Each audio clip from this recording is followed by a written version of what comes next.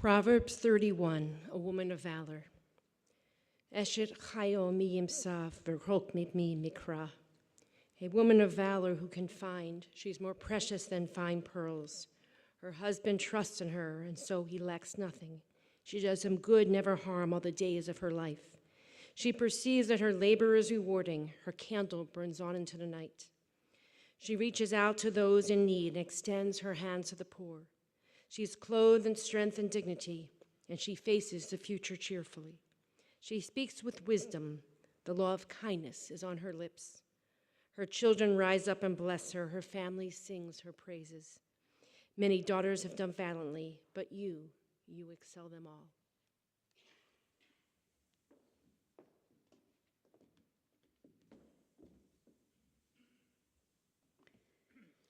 Adonai roi lo echsar, benot deshe yarbit sedi, almei menuchot yinachaleni. The Lord is my shepherd, I shall not want. God makes me lie down in green pastures, leads me beside still waters, and restores my soul. You lead me in right paths for the sake of your name. Even when I walk in the valley of the shadow of death, I shall fear no evil, for you are with me. Your rod and your staff, they comfort me. You have set a table before me in the presence of my enemies. You have anointed my head with oil, my cup runneth over. Surely goodness and mercy shall follow me all the days of my life, and I shall dwell in the house of the Eternal forever.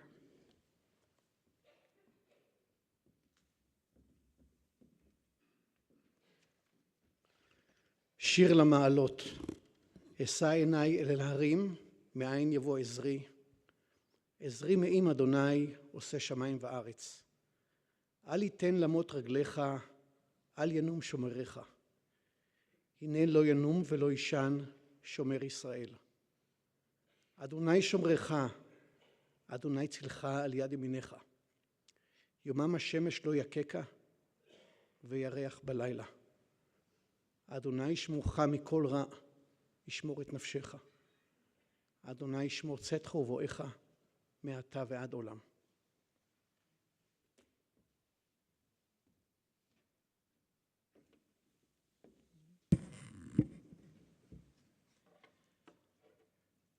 על הדבש ועל העוקץ, על המר והמתוק, על ביתנו התינוקת, שמורי לי הטוב.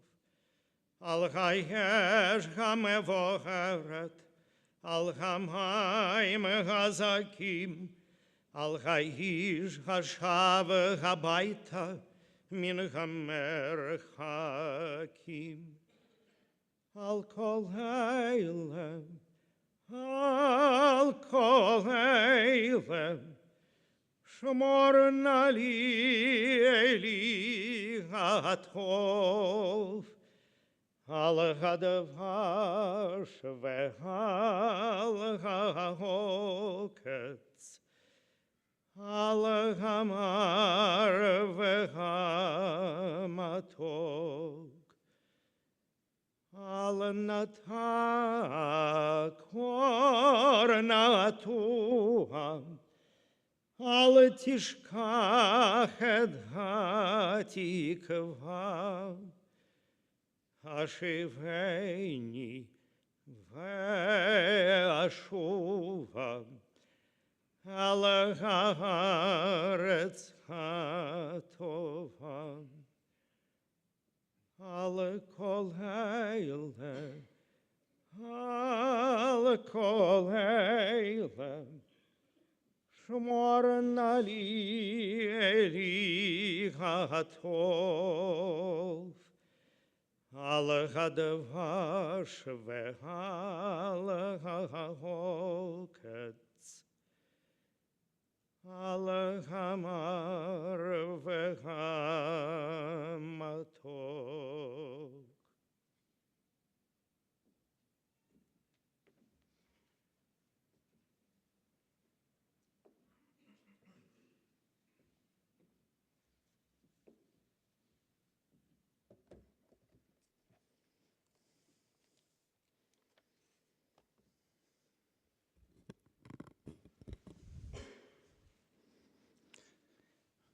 Where is Ilana? Where is my wife? I have taught what happens after you die in my classes, but this time it's different. Where is Ilana? For years, I've always been able to answer that question. I would just narrow it down to 17 different possibilities. We were always busy from the time I met her. We were always busy, always multitasking. We were married, and Ilana was earning her bachelor's degree and working full-time. There was always an and to her life and our life. She was earning her master's full-time and working at the Museum of Modern Art in New York. I was in rabbinical school and in a full-time job. We just didn't know it any other way.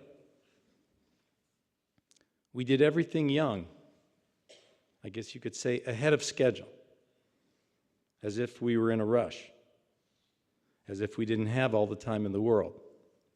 We were engaged ahead of schedule. Wait, her father said. 6 months, wait, 9 months. No, we were engaged 1 month after meeting.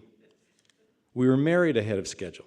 We didn't want to wait. Oh, but you'll have more time to make appointments for gowns and for the menu and for the flowers. No, we were married 5 months after being engaged. We took summer courses to advance our programs. Always ahead of schedule. She and I recognized a few months ago, with a sense of irony, that things seem to happen to us ahead of schedule. When John Kennedy and Richard Nixon ran for president against each other, the Nixon campaign decided to always describe Senator Kennedy as young. The young Senator Kennedy, the young Senator Kennedy. They meant to imply that he was immature, that he wasn't seasoned enough, that he was inexperienced. But it backfired on them, because he may have been young and lacking in experience, but he sounded wise and he had wisdom. Ilana was young when I met her, but she was John F. Kennedy young. She may not have had experience, but she had something more important. She had wisdom. Wisdom beyond her years. And she was focused and thoughtful.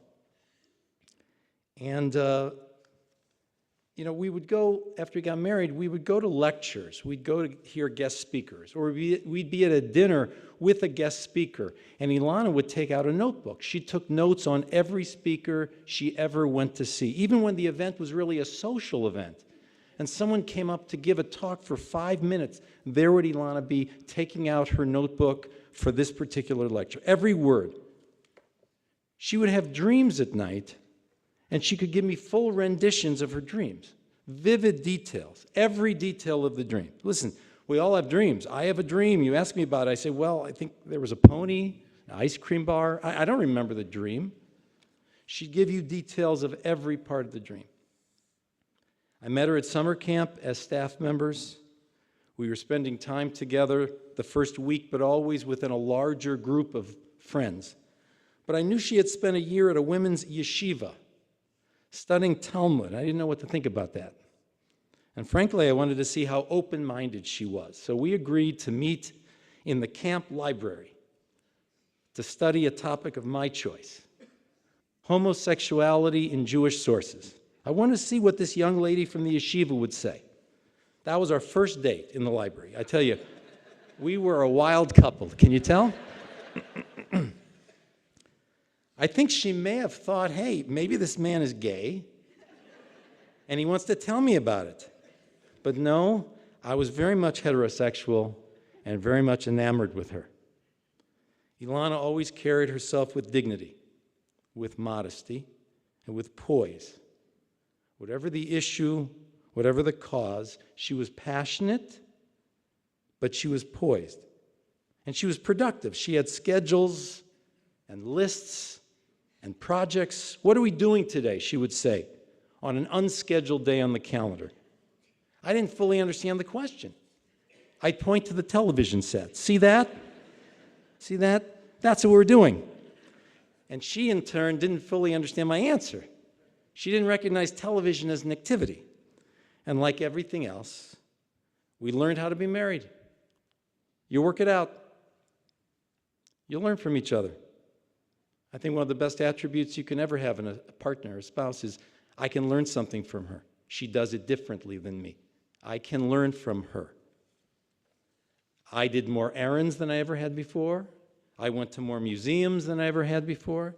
I learned about Jane Austen and Mr. Darcy.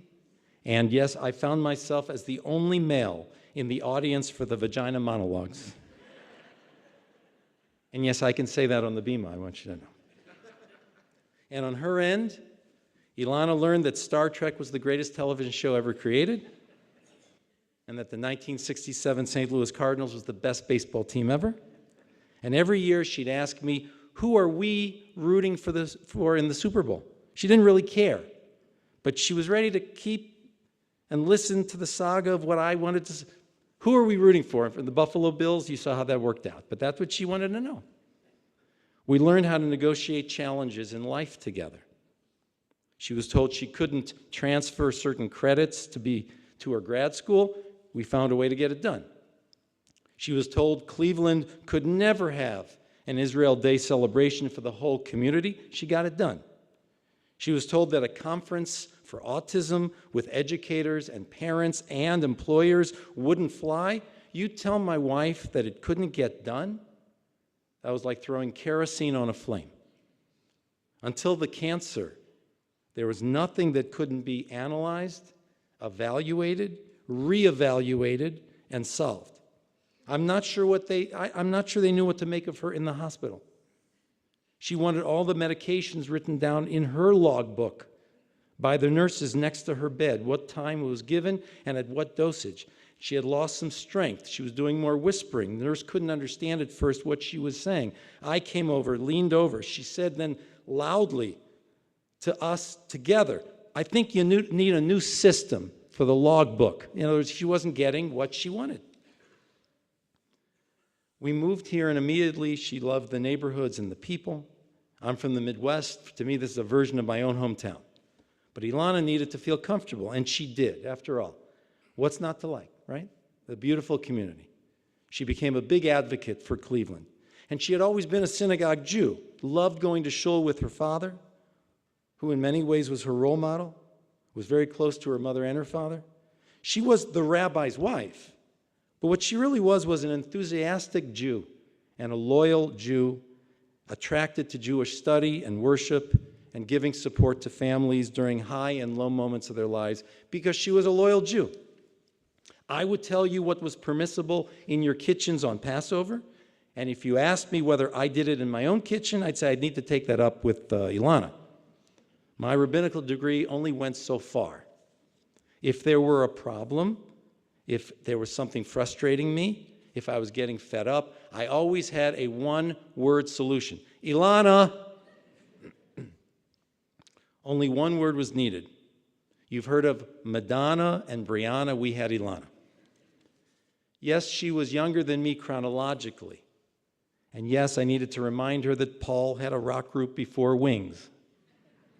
It's a reference for only some in the group. But you know what? Not a big deal. I respected her. I respected her as much as I loved her. This was not a flaky person. This was not a spineless person. This was a resilient, resourceful, determined, substantive, wise woman. When we found ourselves in the world of special needs, there was a pit in our stomachs at the beginning. We were in free fall. But you can't stay in that place of free fall, not if you're married to Ilana. I don't know what the word founder means. If you find something, it means it was there already. Ilana wasn't the co-founder. She was a creator. It wasn't there. None of this stuff was there. None of it was real. Finding benefactors, doing media interviews, networking with experts nationally, getting educators. Sometimes you find life and sometimes life finds you.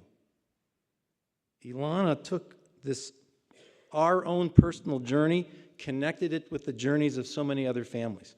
She created a reality. Her impact changed the landscape of Cleveland community-wise and for many individual families. I think of Ilana when I hear the word impossible. She just didn't recognize that word. For her, the word was advocate, advocate. At the Cleveland Public Schools, at Monarch School, at the Cleveland Clinic School for Autism, at Beechwood High School, from toilet training to medication, to behavioral analysis, to nutrition, to job training, to coaching. Finally, our home was filled with notebooks. Everything was a notebook. She and I created Eden. At least that's how I recall it. She and I did create Eden. But then Ilana created Eden. You don't know how many times.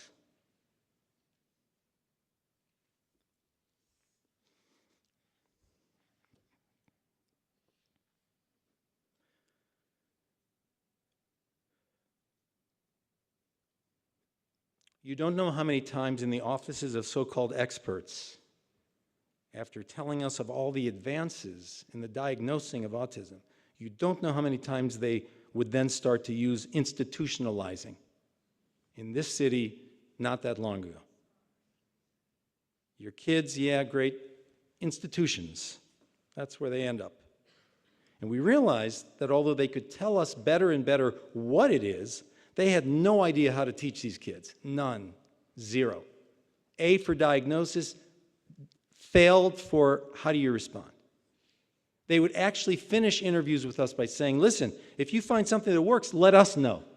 That's really what they ended at several conversations. Well, I had a one-word answer for them, and it's not Brianna and Madonna, it was Ilana. That was my one-word answer. How to learn words, how to learn skills, how to take turns, how to develop job skills, how to make friends, notebooks for everything. Taking Eden for a car trip, taking Eden for a haircut, taking Eden for a plane ride, taking Eden to the White House. We had every part of the protocol of the White House mapped out in a notebook to think through step by step, inch by inch, every detail.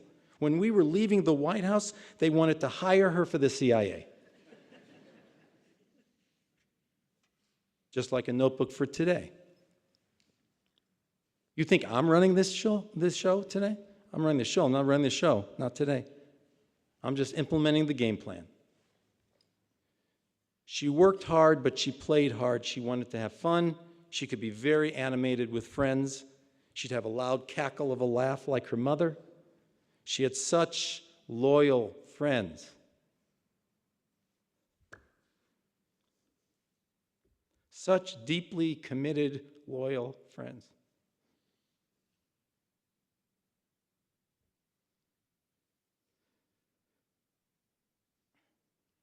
Dating back to high school. Fine people, a class above. She took the time and made the effort to cultivate friendships when we moved here with my family. Such loving and devoted sisters, different the three from each other, but a deep and almost urgent need, an urgent need to be in touch and to have each other in their lives, and deeply caring. You know, we speak two different languages. You speak New York, I speak Ohio. But we work it out. I know it hurt her when people didn't really understand. How's Eden doing? I don't know how you do it. And Ilana would earnestly begin to answer in detail. She'd start, and then their eyes would glaze after 25 seconds, and she'd realize, oh, they don't really want to know. And then like a knife, they'd say, well, we're disappointed you can't make it Thursday night. Because they didn't understand that Thursdays just aren't casually available when you have a special needs child. And Ilana would invariably, momentarily feel left out of a group because we as a couple, or she as an individual, couldn't always just drop in. And we couldn't just stay late. But those who really did understand, they became real friends. And those who would invite us to an evening bar mitzvah or bat mitzvah party, who would really take a moment to talk about how to make Eden comfortable, she never forgot that for the rest of her life. I want to close. It's nice to be married to someone who has confidence in you. She was proud of me. She was proud of me as a rabbi. She believed in me as a rabbi. She would tell me as the years went by and we went to other synagogues on trips, it's harder and harder for me to hear anyone else speak because she liked me.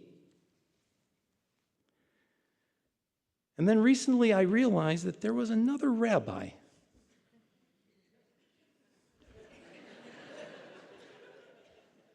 who began to attract her attention. She was starting to split her rabbinical vote. She was complimenting a different rabbi on his talks. She was Zooming a different network on Shabbos morning. And then when she started to praise the words of Rabbi Skoff, I didn't know which Rabbi Skoff she was speaking about. And then I listened to this rabbi, and I began to recognize why. Jared, you became a man. And she marveled at that man. When you were younger, you related to members of this congregation who were 50 and 60 years older than you. You became a husband and a father, and that was also becoming a man. But you became a man in a different way in being there for your mother. Not just showing up, which would be enough, not only being there, but engaging in conversation with your mom at a time in her life when she wasn't being pulled in every other direction, but being in the moment with you. She was articulating and revisiting feelings that she wanted to talk about with you. I don't even know if being a man is politically correct anymore, but that's only because being a man has been so poorly modeled. To be a man has been modeled by too many people to mean to impose your will on others, to win at all costs, to bully, to hear only your own voice, to hear the answer no and still think they mean yes. That's what it became known as being a man. It started getting known for ugly things, for demanding and insisting and intimidating. There has to be a different definition of what it's like to be a man. It means to listen. It means to hear other voices. It means to make space for someone else. It means to comfort. It means to allow others a voice and not to suck all the air out of the room. You didn't just grow up to be an adult. You became a man in the best and most beautiful sense of the word. And I think it almost snuck up on your mom. I don't think she fully even recognized it. Because there'd be moments when she'd say, well, we'll do this. And Jared, I said, you better ask Jared. You know, I even said, he became a man. You have to talk to him about it. But when she saw it, when she saw you were a man, became a man, she was enthralled. To me, she said she felt gratitude for all that she had been able to do in life. I asked her if she were angry. No, she felt cheated, but her overwhelming sense was gratitude. I actually really couldn't believe it, because as a younger couple, she was scared of death. She would talk to me about her fear of death. But she was not afraid. She made her peace with it. She felt grateful. I didn't. I felt so angry.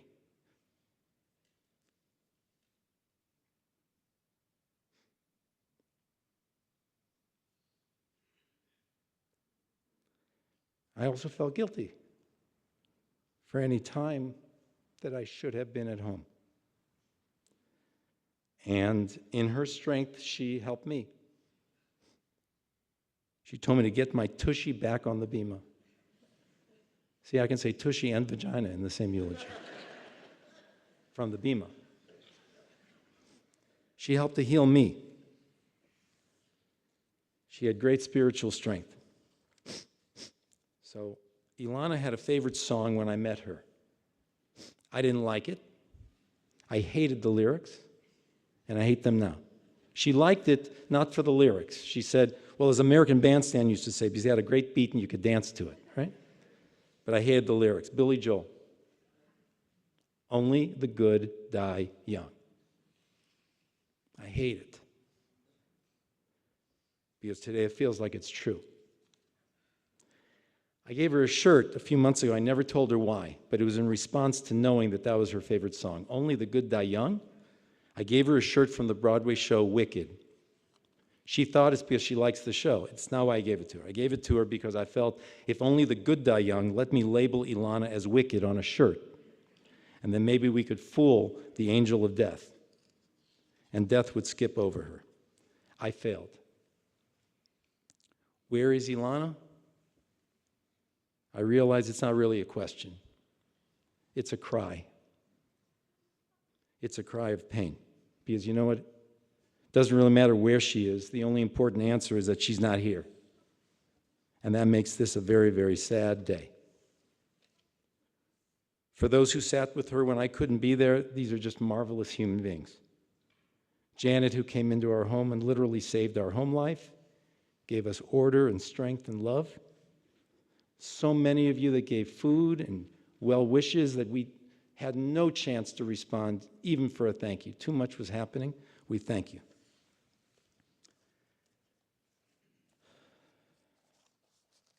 In the last 39 years, the Cleveland Browns have had 49 quarterbacks.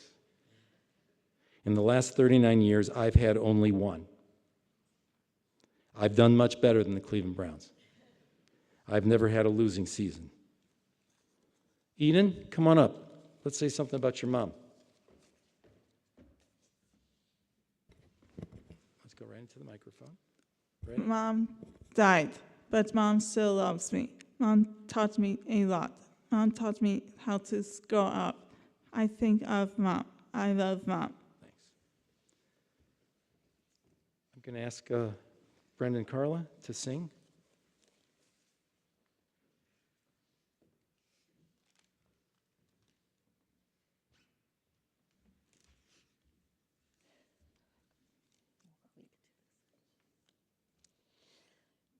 Bilvavi mishkan evne lehadar kevodo uvemishkan mizbeach hasim lekarne hodo Bilvavi mishkan evne lehadar kevodo ובמשכן מזבח חסים לקרני הודו ולנר תמיד אקח לי את אש העקדה ולקורבן אקריב לו את נפשי היחידה ולקורבן ולנר תמיד אקח לי את אש העקדה ולקורבן אקריב לו את נפשי היחידה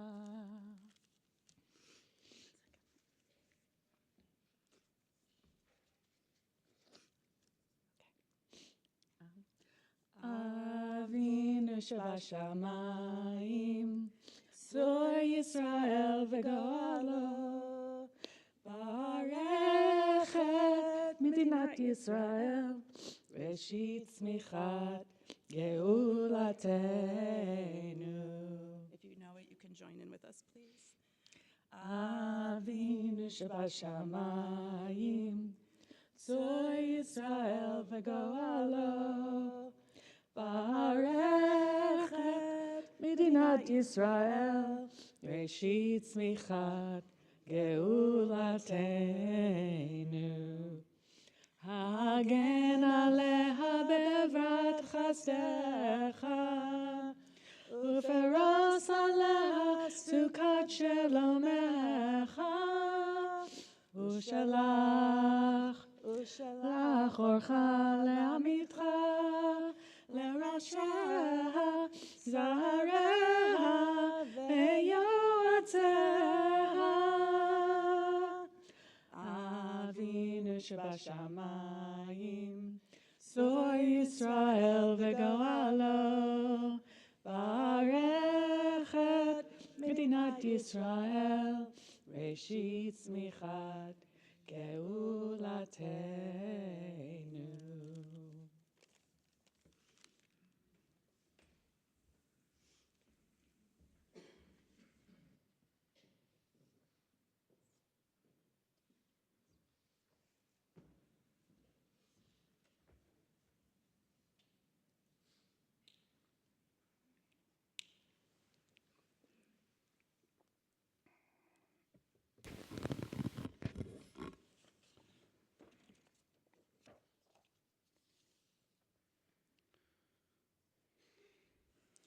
She never gave up.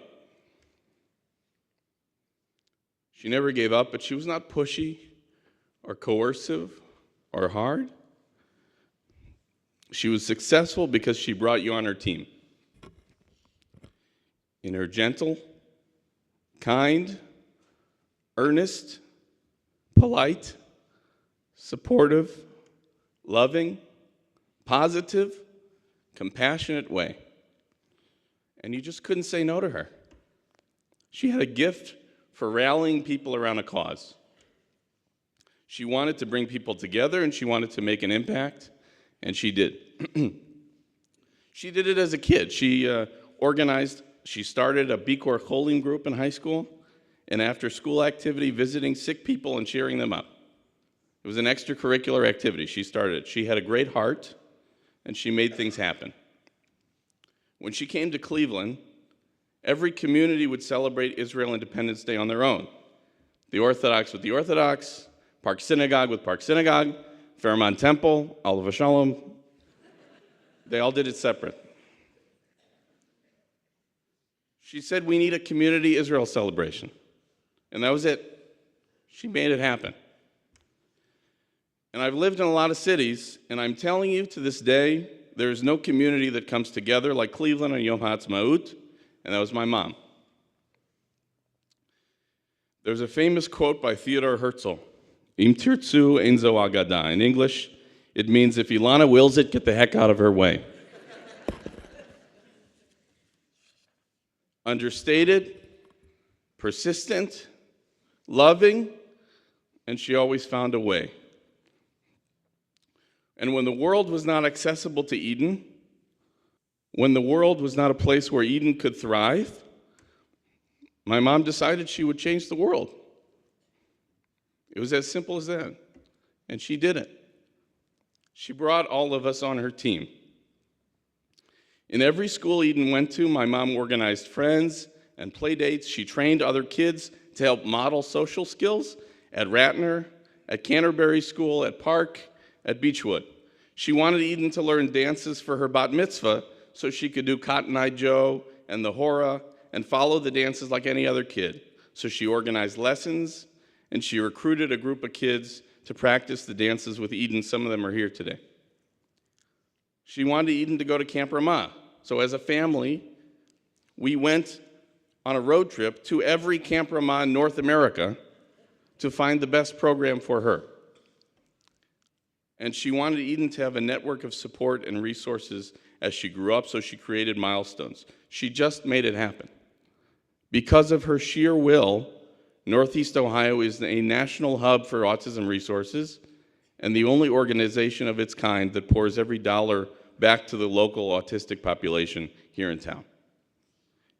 Eden, Mom built an entire world for you.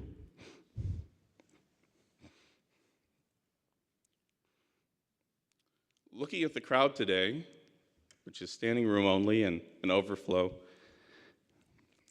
it's hard to wrap my head around the fact that when my mom moved to Cleveland to be the partner of the rabbi of Park Synagogue, she didn't know one person in Cleveland, not a soul. She was 24 years old when they moved here, 24. And she had this unique ability to turn friends into family. She was someone who showed up for people, for her family, for her friends, weddings, funerals, bar and bat mitzvahs. She showed up. And she loved being with her family. It was one of her great joys, being part of a big, extended family and getting to know everyone one by one. It was so important to her. It really felt like she collected relatives. I couldn't keep track. I remember I had a job interview at a shul in Minnesota. She said, if you're interviewing in Minneapolis, we have a relative there. Can I invite them to your job interview? Do you have time to visit with them? She said. I said, we have people in Minnesota. I've never been to Minnesota. I said, Mom, if you can tell me how we're related, then you can invite them to the job interview. So she explained her grandmother had a cousin whose kids have these good friends. I'm not sure, but trust me, they're mishpacha. Stuart Berkowitz just told me that she showed up to almost every funeral, every chapel service at Berkowitz-Kuhman from a member of the shul. And I will tell you honestly, it was not because she was a rabbi's wife. It was because she felt so strongly about being in a community and about showing up. She was a shul Jew. She loved going to shul. She loved Jewish holidays. She loved making them special. She loved singing Zmirot on Shabbat. She just loved being together. And she was so thoughtful about finding ways to bring people together. At our bar and bat mitzvah, she put cousins from different sides of the family at the same table if they lived in the same city so they could meet and get to know each other. She made these small touches to connect with you on a personal level. She was thoughtful even in her final weeks. I had asked her some interview questions when she was in the hospital about her life, and I had all her answers written in a notebook. And yesterday, I'm looking at this notebook, and without me noticing, she had put a few pages from her diary in the sleeve of the book for me to find and hold on to. She had that incredible way of letting you know she had really thought about you.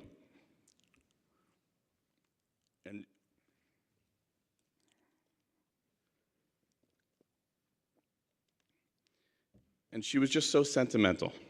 For the past 10 years, she would beg me to go through my room and clean out all the clothes that didn't fit me. So on one visit, we went through all the clothes together. I made a big bag of things to donate. And I come back a few months later, and half the stuff is back in my drawer.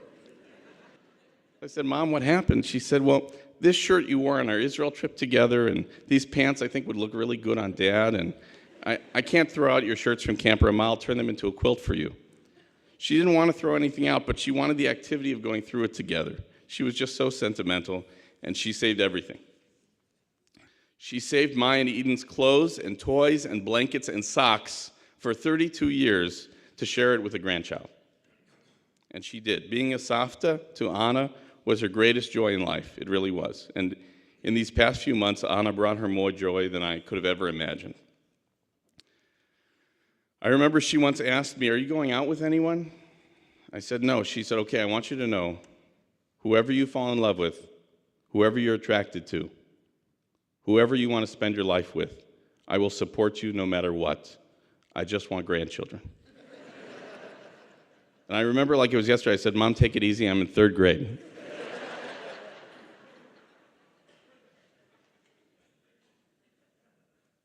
Mom loved knitting and knitting things for Ana and for other babies in the family. She loved taking walks and going to museums and drinking herbal tea. She loved Israel. She would roll into the Cleveland Clinic to her appointments in a wheelchair, draped in an Israeli flag, just beaming, just so happy. And she was always a good student. Like you heard, she always took notes in her notebook in every meeting. In the hospital, she would print up Excel spreadsheets to keep track of meds. I asked the doctors, how many patients come in with notebooks and clipboards and schedules and fill them out by hand to keep the nurses on schedule? He said, she's the one. The theme of her life was once she decided what she needed to do, she would not let anything get in her way. And she defied every expectation all the way to the end. They told her she was going to die in September, and she persevered. In January, they told her she had hours to live, hours. And she persevered for more than a month. To this day, no doctor can explain this to me medically. When I say she was a force of nature, she defied nature. And there are so many people here to thank who have shown up for her in her illness. I can't thank everyone, but I need to thank Janet. You saved all of us more than you know, and I can't thank you enough. In my mom's will to survive and thrive in the last 2 years, she proved the principle that she staked her life on, that she showed us time and time again that the essence of a human being is greater than any label, any diagnosis, any sum of their parts. And death was just one more milestone at which my mom would defy the odds. And through it all, she felt like as long as she and my dad were together, they could beat anything. Dad, at every moment of the decline, at every new limitation, you were there telling her, I'm not going anywhere. And when the nurse would say, she's out of it, she's not waking up today, you leaned in and you gently whispered in her ear, Ilana, who was the center for the Boston Celtics in 1985? And she opened her eyes and she said, Robert Parrish. And then she would say, Josh, you're so romantic. It's true. They had these inside jokes. They had these things that were all their own that no one else needed to be let into. And I just had this feeling like this whole time they were just getting a kick out of outsmarting us. That like every other challenge, they would never give up. They'd figure a way out together.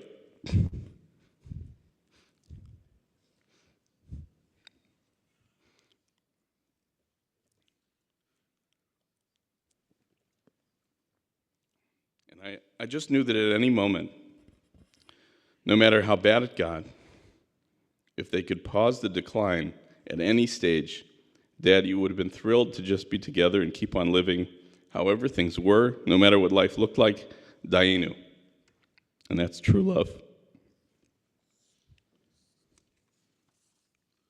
During that magical extra month we got, I had my birthday 3 weeks ago today, and I asked her, Mom, do you have advice for me turning 32? And she looked me in the eye and she said, be present, be where you are, and show up. You won't get the chance again. My mom had a lot of FOMO. You know what FOMO is? Fear of missing out. She didn't want to miss out on anything. I think that's why she was always so overbooked. She fit 36 hours of meetings and work and quality time into a 24-hour day. And so she fit a lifetime's worth of love and achievement into 58 years. She deserved more. Tragically, now I have to have all the FOMO on her behalf. Thinking about her missing future simchas she would so desperately want to attend. Missing watching my daughter grow up. Missing growing old with Dad.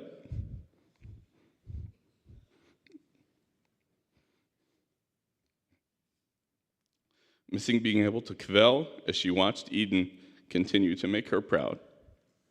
I can only hope to still make you proud, and I'm so proud to be your son.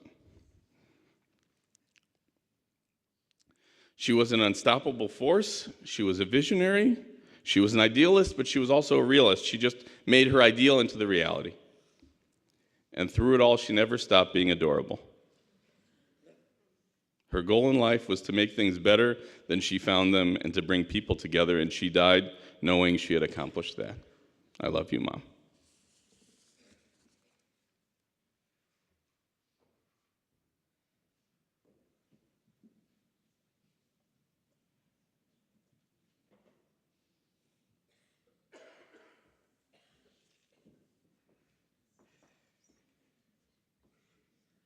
Tough act to follow.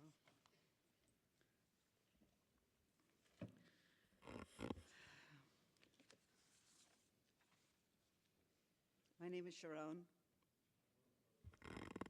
My name is Sharone, and I'm Ilana's eldest sister. Liora is the youngest sister. We had a running gag in our family that started at my father's 70th birthday party when Liora introduced herself as Liora, Edna and Alex's favorite daughter. This went on from simcha to simcha, Liora and I declaring we were the favorite, but secretly, we thought it was Ilana. Growing up, we called her the Malach, in Hebrew, Malach. Ilana always did the right thing, and it was kind of annoying. She also made us do the right thing, and we didn't always want to. Ilana had the biggest room of the three of us. Of course, I questioned that. But my father explained that her room and Leora's room had an adjoining bathroom that they had to share, and I had my own bathroom. Okay. Ilana was the only one of the three of us that had braces. Who puts braces on one child? All three of mine had braces. Both of Leora's children had braces. I saw a pattern. Ilana had long, beautiful blonde hair and blue eyes. She was loved by all her classmates, boys, girls. I'm not aware of any jealousy among the girls, but Liora might know better. They're 13 months apart and only one grade between them, so they shared much more than I did during the school years. During the scandal of the congressional pages in Washington, D.C., Ilana was a page for Richard Ottinger. And you know who she was with? Okay, it's a misleading question. But Ilana shared a bed with Avital Sharansky, who was speaking on behalf of her husband in those days to get him released. They met at a minyan held in the basement of the Hadassah Israel synagogue. Funny enough, it is the Cleveland Park neighborhood in D.C. I guess Cleveland was her destiny. Go figure. During her year in Israel, after high school, she lived in the same neighborhood as Avital, and she would see her from time to time. Ilana could do no wrong, and believe me, Lior and I have been trying to corrupt her entire life. She was pure goodness through and through. Ilana is indeed a malach, and if there's any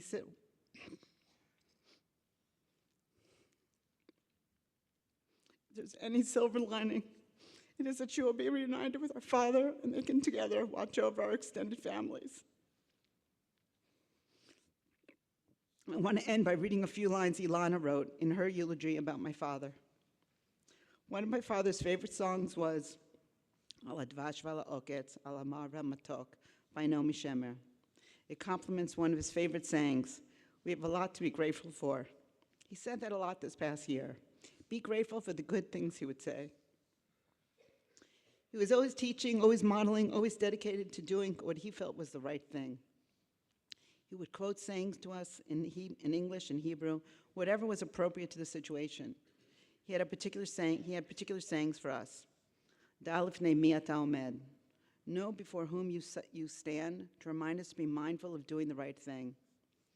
Tafasta meruba lo tafasta. If you grab too much, you will not have anything. To focus on not trying to do too much.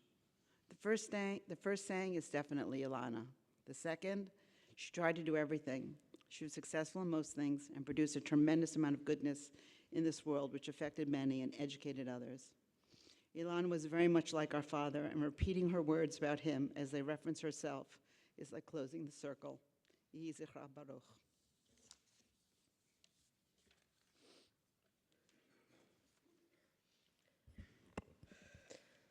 My name is Liora, and I'm Ilana's younger sister. I know many of you may know Ilana from Cleveland, from California, from New York, camp, or school. I'd like to share with you, possibly before that, the way that I know Ilana. Ilana was 1 year and 20 days older than me. When I was born, she was no longer the baby, and she just naturally became more mature and took care of me. And I think it was her nature to be a nurturing person who took care of others. Each day after Ilana came home from school, she would teach me everything that she learned. So she not only taught me the basics, like how to tie my shoes, how to get dressed in the morning, how to brush my teeth, she also taught me how to read and how to write. Ilana had a makeshift school in her bedroom for me, and she would work with me each day, always so patiently, but it was work, and Ilana expected a lot from me. She also protected me from Sharone. Sharone was 4 years older than Ilana and 5 years older than me, so she was like an adult in our eyes. The three of us would play together, mostly on weekends, like we would have backgammon or Monopoly tournaments that would last all day on Shabbat. But Ilana and I were really built-in friends. My parents really made us for each other. I played with her and her friends, and she played with me and mine. If they knew Ilana first, we were known as Ilana and Liora. If they knew me first, we were Liora and Liana. We played all the time together, and she was my best friend. Ilana was an exceptional student. She always got the highest grades in the class and was always straight A.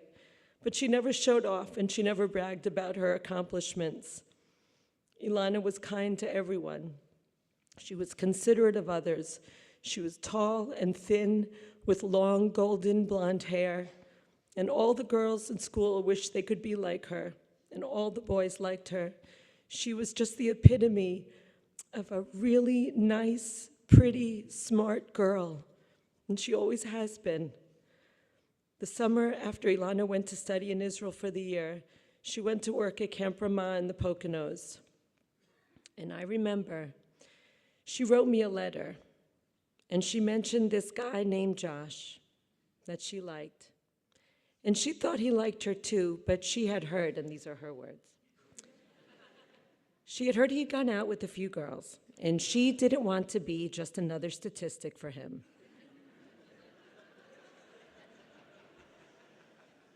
She wasn't. 3 weeks into the summer, my parents went to visit her, and everyone around camp was calling them the new in-laws. And my parents knew something was up. They were engaged a short time later. I remember seeing Ilana after that summer, and I couldn't believe how much she had changed. You see, she had always taken care of me and always wanted to know what was going on with me, and suddenly she really couldn't care less.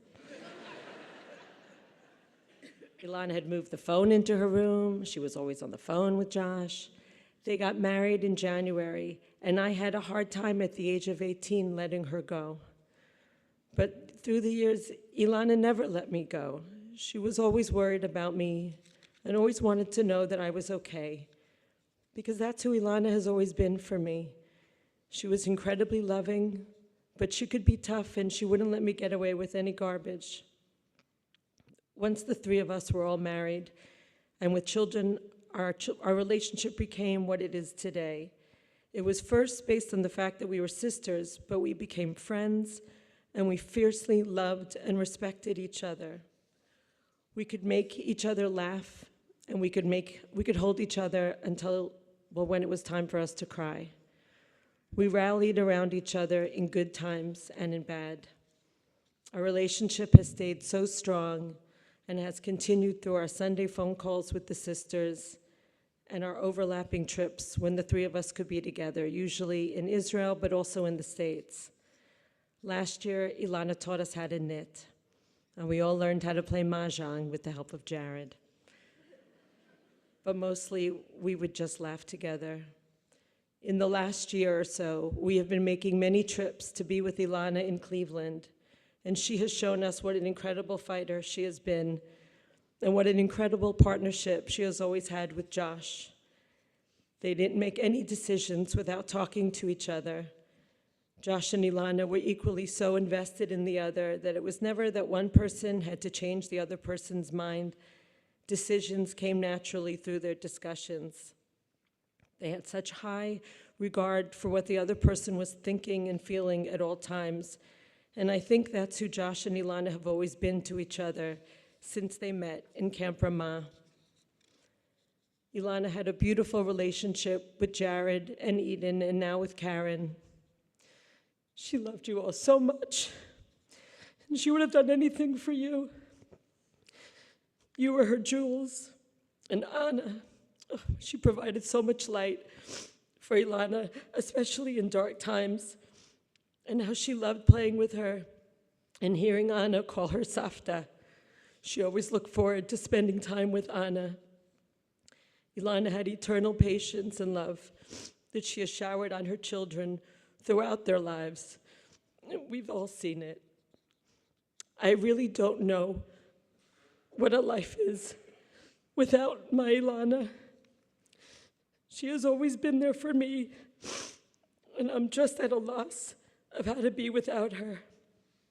I have to keep her alive in my heart and try to remember how Ilana would do things and how she would respond to life.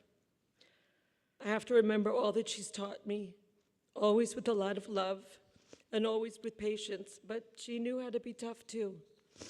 And her laughter, I have to remember the way she laughed and the way she would say everything would be okay, because that was my Elana. Tehi nishmata tzrua b'tzrua chayim.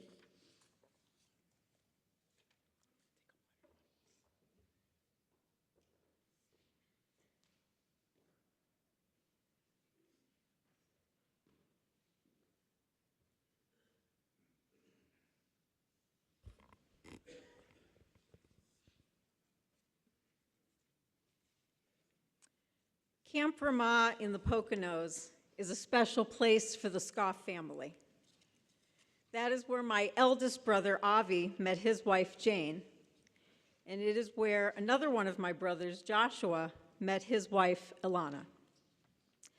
Avi and Jayne and I were all fortunate to be together at camp during that summer of 1985 to watch this beautiful relationship grow between Josh and Elana, two people who were meant to be together. I want to share with you a memory from that summer from my sister-in-law, Jayne. She wrote, "I met Elana 3 days after Josh did. It was the summer of 1985, and I got to camp 3 days after staff week had already begun because I had to wait until the end of my kids' school year. The first meal I went to was dinner in the dining hall. I noticed that Josh was sitting next to a very pretty blonde girl with big red glasses. Josh had sat next to pretty girls before, but somehow, in that instant, in that very first time I saw them sitting together, through all the noise of probably 200 people in a loud communal dining hall, there was a connection between them that made its way clear over to my table and stopped me dead in my tracks. I felt it, and looking back, I can still bring that same feeling back up. The next day, again, at breakfast, lunch, and dinner, Josh was again sitting next to that pretty blonde girl with the big red glasses. When my husband, Josh's brother Avi, arrived 2 days later, I said, "Look at the girl Josh is sitting next to. He's going to marry her." Jayne's beautiful sentiments capture exactly what it felt like to watch Josh and Elana get together that summer. I want to add two distinct memories that I have that came a little later. First, I remember that 1 month into the summer, Josh and Elana went out of camp for a day off together, and they came back to camp with an engagement ring.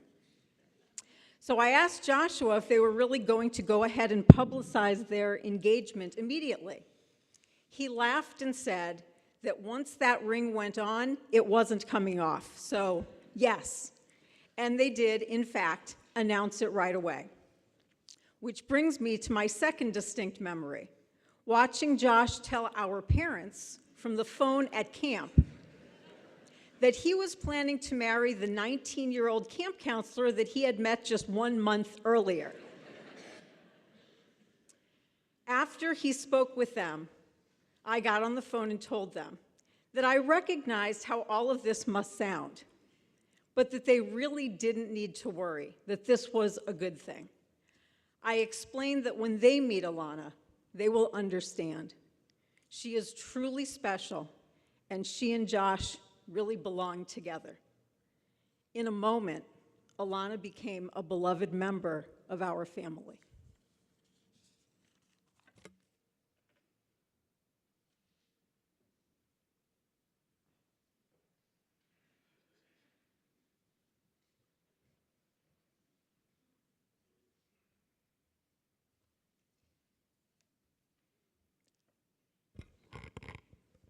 Hello, I'm David. I'm Ilana's brother-in-law and the husband of Sharone. The Jewish month of Adar is an auspicious and hopeful time for our people. So how is it we lose Elana Dafka precisely during the month of Adar? Then I thought, actually, maybe it's quite fitting we remember Elana particularly in Adar. As it says in Megillat Esther, during the month that was transformed from sorrow to joy, as we recall all Elana accomplished, all she gave, and all she shared. There was a lot I could share about the loving bond between Elana and I, more than the 40 years we had together, but I'll try and focus. When I first met Elana, she was an eager 18-year-old student at Brier in Jerusalem. Her eyes were bright with curiosity, and her heart was open to new experiences. Little did I know then how profoundly she would impact my life, not just as my wife's sister, but as a role model, a mentor, and inspiration. Elana understood something fundamental about life, that presence matters. She made it her mission to be a part of every milestone in our family's journey, every simcha, every celebration. But Elana didn't just attend, she contributed in ways that transformed each event into something more meaningful and more special. This just wasn't about family obligations, it was her genuine desire to elevate every moment she touched. This same spirit of meaningful contribution defined her presence in every community she was a part of, whether in Jerusalem as a young woman or throughout her later years. Elana had an extraordinary gift for identifying needs and filling them, for seeing opportunities to help and seizing them. She understood that building community wasn't about grand gestures, but about consistent and thoughtful actions. What made Elana truly remarkable was her ability to lead by example. She set standards not through words, but through her actions. Standards of kindness, standards of dedication, of being there for others. She demonstrated that it meant a life of purpose, to make every interaction count, to treat every moment as an opportunity to add light to the world. As I reflect today, my heart heavy with grief, I'm struck by the challenge of saying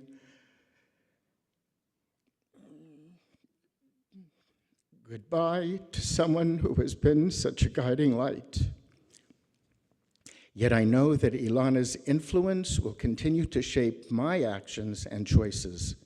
Her memory will serve as a compass, pointing me toward the kind of person I strive to be, and someone who contributes and who makes a difference. From Pirkei Avot, Ethics of Our Fathers, we speak of living people whose good deeds serve as their monuments. Elana's monuments stand in countless lives she touched, the communities she strengthened, and the example she set for all of us.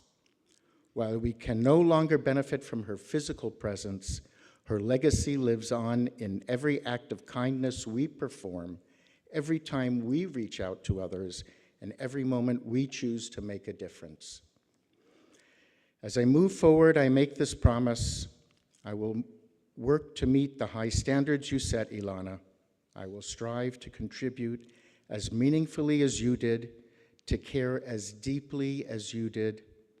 Your memory will forever be blessing and a guide, reminding us all of the profound impact each person can have when they choose to live with purpose and love. May your soul be bound up in the bound of eternal life, and may your memory continue to inspire us to do better, to do more, to love deeper. Zichronah levracha.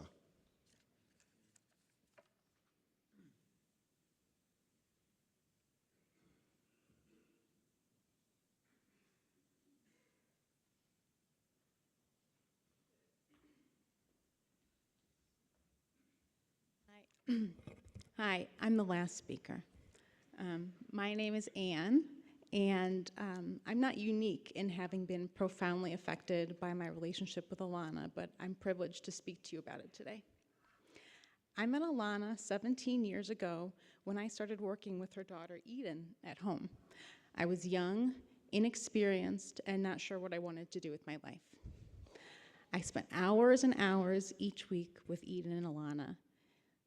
Elana taught me how to be the best teacher I could be for Eden, and Eden helped too. Elana spent time and energy teaching me and building my skills because she knew what her daughter needed. She built a team of therapists for Eden because she was determined to give Eden what would help her the most. She didn't settle for what was available. Here, Elana built something out of nothing. I benefited from that too. I was a blank slate. Elana shaped me from eager but ineffectual to skilled and passionate about helping people learn. This became my career, and I'm now an experienced behavioral clinician. Again, Elana built something out of nothing. As you know, this wasn't the first time Elana made something out of nothing. When Eden was very young and diagnosed with autism, she didn't know where to go for guidance or resources, so she co-founded Milestones Autism Resources so other parents wouldn't face that barrier. What I'm saying is that Elana was a little bit magical, a little bit of an alchemist. Practically, though, how did she do this? I don't know the whole answer. We actually heard a lot about the whole answer from everyone who spoke before me. I do know that she was judicious with her efforts. Elana did not engage in trivial pursuits. She only spent time on things that mattered. So if you saw Elana doing something, it was important that it was done.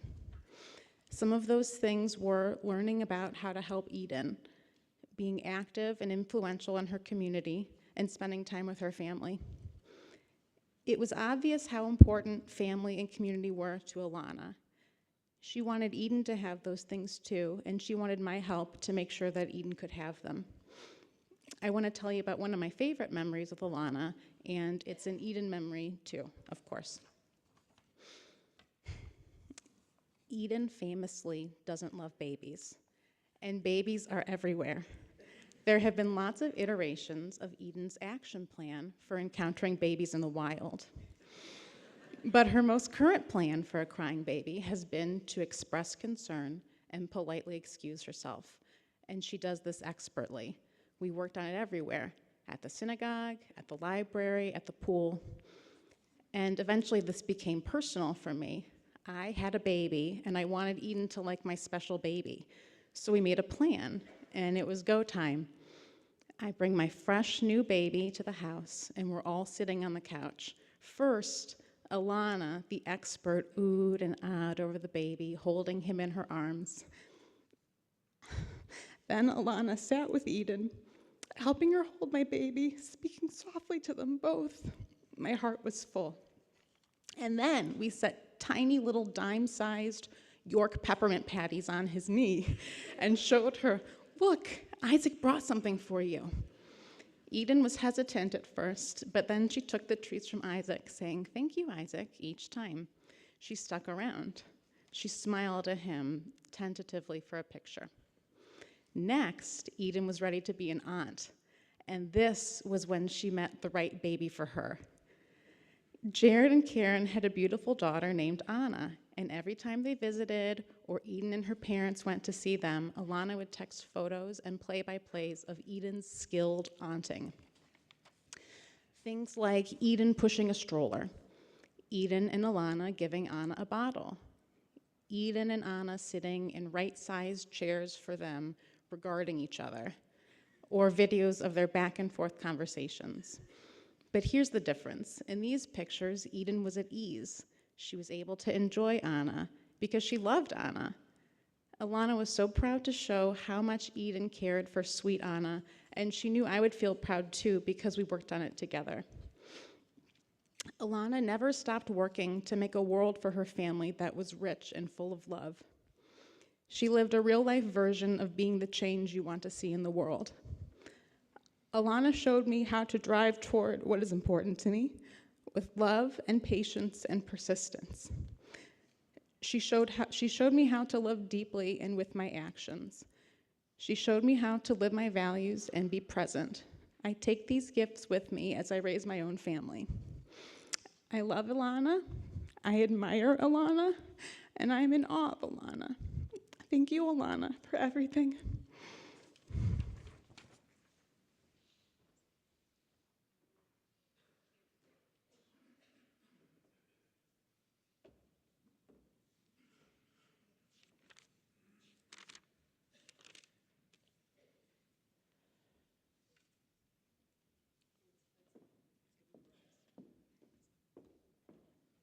rise now, if you're able, for El Malei Rachamim.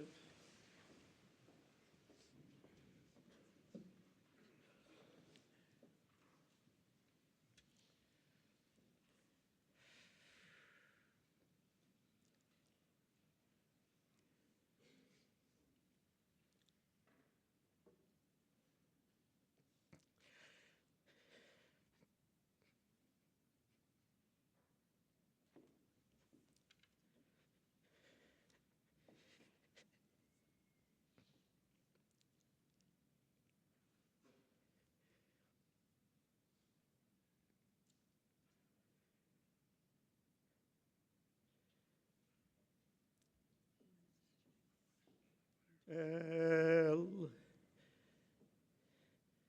Malei Rachamim Shochaina Bamramim Ametzei Menuchan Elchona Tachat Kanafei Ashkina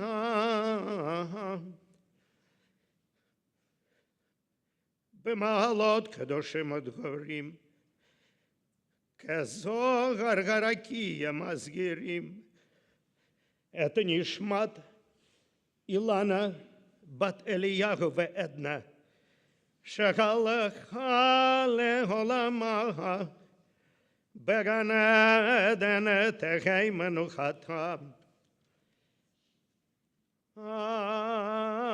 הנבא הרחמים אסתירי בסתר כנפיך לעולמים ותצרור בצרור החיים את נשמתם אדוני הוא נחלתה ותנוח בשלום על משכבה ונאמר